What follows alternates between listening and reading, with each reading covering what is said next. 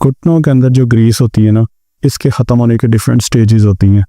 अब अगर फ़र्ज़ करें कि आप नॉर्मल है, आप स्टेज 1 में है या आप स्टेज 2 में है, आपकी कार्टिलेज रीजनरेशन होने के बहुत ज़्यादा चांसेस है। बट अगर आप ग्रेड 3 में है, ग्रेड 4 में है, कार्टिलेज का कुछ बचा ही नहीं है, फुल ज़्यादा तबाही हुई है। ये देखें चपनी वाली हड्डी और इस हड्डी के बीच में किस तरह से जो रगड़ के फुल नोकदार हो गए। और आप कहें कि मैं आपको 1 या 2 या 3 खाने इस तरह के बता दूं कि ये रिपेयर हो जाए, ऐसा पॉसिबल नहीं है।